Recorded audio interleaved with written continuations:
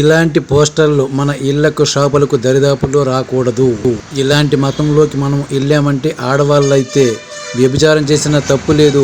మగవాళ్ళు అమ్మ దగ్గర పడుకోవచ్చు, చెల్లి దగ్గర పడుకోవచ్చు, అక్క దగ్గర పడుకోవచ్చు, వదిన దగ్గర పడుకోవచ్చు. నేను నేర్పించేదే ఈ బైబుల్. ఇలాంటి దరిద్రం మన దరిదాపుల్లో రాకుండా చూసుకోండి. అంటించినారు మనకేమైంది ఊరుకోకూడదు.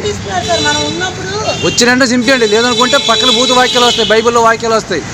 అవి మీరు అసలు తట్టుకోవాలా? మేము చింపుతామని మేము ఒప్పుకోము. అప్పుడు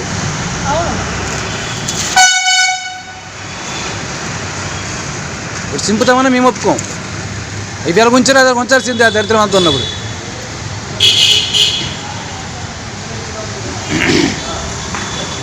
అక్కడ ఫోన్ నెంబర్ కూడా పెట్టలేదు, చూసారా?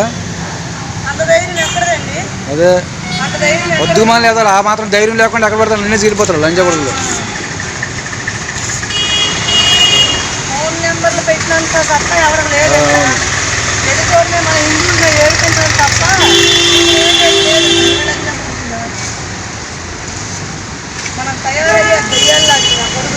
ఏం చేస్తాను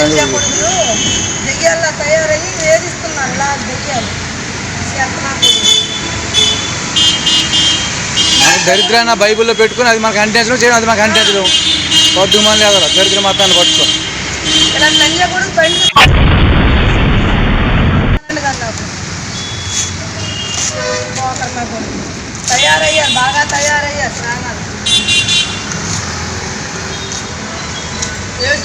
అంతా వ్యభిచారమే. తల్లి తండ్రి లేదు, కూతురితో పడుకోవడం, చెల్లితో పడుకోవడం. దరిద్ర మాత్రం మనకు అంటిస్తున్నారు ఈ లంచగుడులు వచ్చి.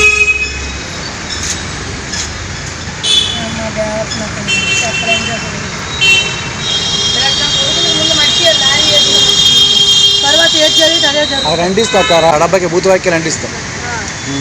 వాడు ఉంచి తెలుసుకోండి, నాకు తెలియదు.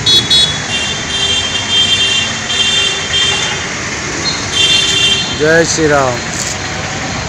బైబుల్ అంటేనే నరకలోక ప్రాప్తికి మార్గం.